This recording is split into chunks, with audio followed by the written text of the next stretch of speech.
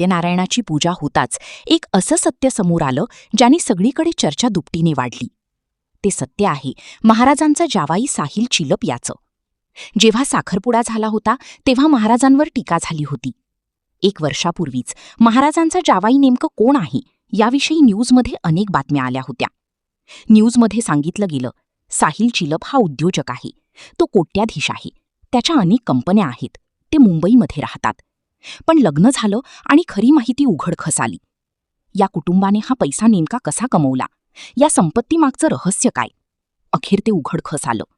साहिल चिलपचे आईवडील कोण, ते कुठे राहतात, त्यांचा व्यवसाय काय आणि साहिलचा मुख्य व्यवसाय काय आहे, हे सगळं सत्य आता उघडखस आलंय. लग्न होताच सत्यनारायण पूजेनंतर जी धक्कादायक माहिती समोर आली, ज्याने सगळीकडे चर्चेची त्या ठिकाणी एक हे उठलीये.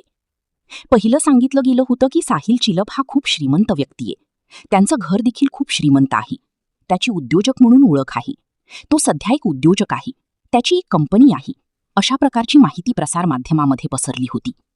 साहिल चिलप एक सक्सेसफुल उद्योजक आहे, त्यामुळे त्याचं ज्ञानेश्वरी याच्याबरोबर लग्न झालं, अशा प्रकारची माहिती आत्तापर्यंत होती. पण त्याच्या आईवडिलांचा इतिहास जेव्हा तपासला गेला, जेव्हा साहिलची हिस्ट्री तपासली गेली, तेव्हा जे समोर आलं त्यांनी महाराष्ट्राला धक्का बसला. सत्यनारायण पूजा होताच त्या ठिकाणी यामध्ये एक प्रकारे चर्चा सुरू झाली. अनेक दिवसानंतर हे सत्य उघडखस आलं आहे. खरं तर या कुटुंबाचा इतिहास जर पाहायला गेला तर हे कुटुंब सध्या मुंबईत वास्तवास आहे, पण त्यांची पाळमुळं जी आहे ती पुणे जिल्ह्यातील जुन्नर तालुक्यातील काटेडे गावात सापडली. खरं तर हे रहस्याचा पहिला अध्याय होता.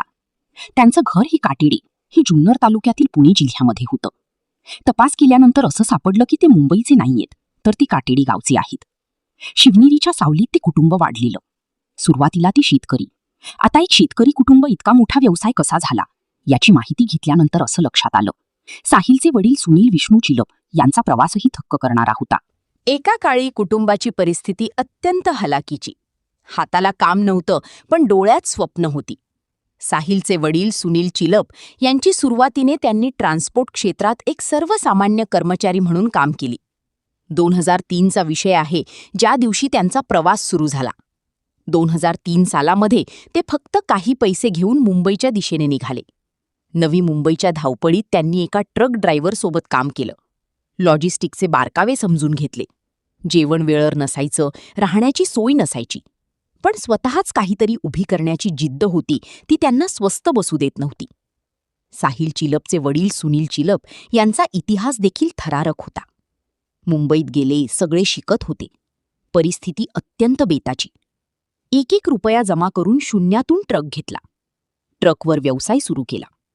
पाहता पाहता 6 महिन्यात दुसरा ट्रक घेतला. इतक्या वेगाने ट्रक वाढत होते की कोणालाही संशय येत होता. साहिल चिलपचं लग्न ज्ञानेश्वरी बरोबर झाले, पण आता सगळं सत्य बाहेर येणार होतं. त्या वर्षी 6 महिन्यात दुसरा ट्रक घेतला. आता ताफ्यात शेकडो कंटेनर उभे. ही केवळ प्रगती नाही, तर एका मराठी माणसाने मुंबईसारख्या ठिकाणी परप्रांतीय लोकांच्या मक्तेदारीला दिलेली टक्कर होती. आता सुनील चिलप हे साहिल चिलप याचे वडील साहिल चिलपचे वडील जे होते ते मग नेमकं त्यांनी काय केलं, त्यांची काय मालमत्ता, इंदुरीकर महाराजांनी यांच्यासोबत कसं त्या ठिकाणी हे नातं जुळवलं, याचं सत्य सगळं बाहेर येणार होतं. अतिशय धक्कादायक माहिती आपण घेतोय. सुनील चिलप यांनी कष्ट करून साम्राज्य उभं केलं, पण ते सांभाळण्यासाठी वाढवण्यासाठी सक्षम वारसदार हवा होता. नुसता सोन्याचा चमचा तोंडात घेऊन आला मुलगा जर असेल तर पुढे काही करणार नाही. मग अखेर साहिल चिलपचा त्यावेळी जन्म झाला. तेव्हा त्याच्या घरच्याला वाटलं नव्हतं की साहिल चिलप एक दिवस इतकं यश स्थापन करेल. साहिल चिलप मोठा होत होता, त्याला जबाबदारी पेलायची होती. इंजिनिअरिंगला ऍडमिशन घेतलं, इंजिनिअरिंगची पदवी मिळाली आणि इंजिनिअरिंगचे टेक्निक्स त्याने व्यवसायात वापरले आणि व्यवसाय दुपटीने वाढला. लग्नाच्या दुसऱ्या दिवशीच म्हणजे एक सत्य बाहेर आलं होतं, पण सत्यनारायण होता. जे सत्य बाहेर आलं त्याने आणखीनच चर्चा सुरू झाली. आता तो एक असा मुलगा आहे की जो सर्वसामान्य घरातल्या व्यक्तीसारखाच वागतो. इतकी श्रीमंती, पण त्याच्या चेहऱ्यावर अभिमान नाहीये. तो अत्यंत शांत आणि मळमिळावा आहे. आता सध्या तो काय करतो तर तो वडिलांच्या खांद्याला खांदा लावून नावाशेवा बंदराजवळील लॉजिस्टिक आणि रिअल इस्टेटचे व्यवहार सांभाळता. 3 मे रोजी इंदुरीकर महाराजांच्या मुलीचं लग्न झालं. लग्नात झालेल्या खर्चावर अजूनही चर्चा थांबली नाहीये, पण तेवढ्याच या लग्नाविषयी एक अशी नवीनच माहिती समोर आली ज्याने संपूर्ण महाराष्ट्रात खळबळ उडालीये. एक अशी माहिती जी इंदुरीकर महाराजांच्या जावाईविषयी आहे.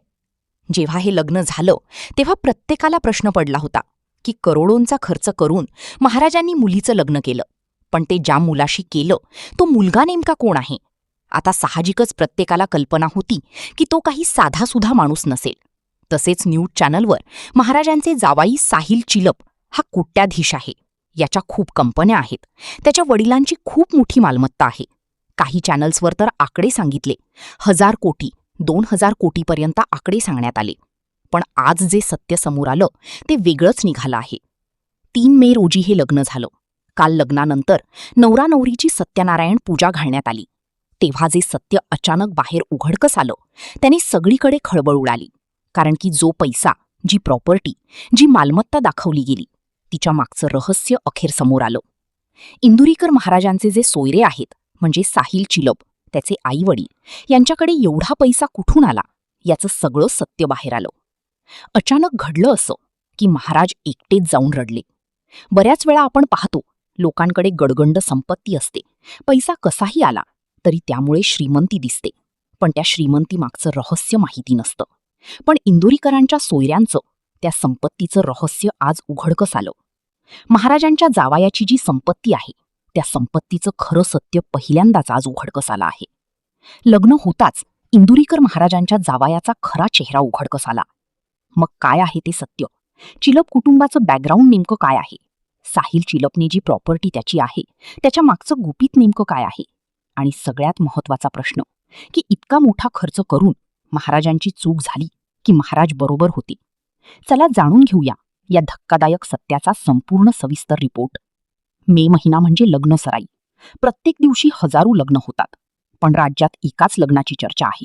ते म्हणजे इंदुरीकर महाराजांची लाडकी लेक ज्ञानेश्वरी आणि साहिल चिलप यांचं लग्न.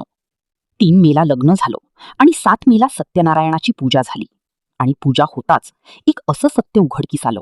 ते सत्य वेगळंच निघालं. लग्नाच्या दिवशी 100 एकराची जागा होती. 10-20 एकराचा फक्त मांडप होता.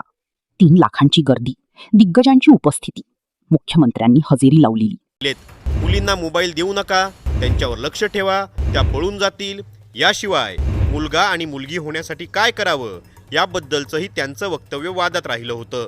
पण आपल्या मुलीच्या साखरपुड्यात ते अगदी खुश पाहायला मिळाले. समाजाची अनेक बंधनं त्यांनी इथं तोडल्याचं दिसलं. तुम्हाला इंदुरीकर महाराजांच्या जावयाबद्दल माहीत होतं का? हे आम्हाला कमेंट बॉक्समध्ये नक्की कळवा. आणि असेच ऑफबीट व्हिडिओ पाहण्यासाठी टाइम्स नाऊ मराठीला फॉलो करायला विसरू नका.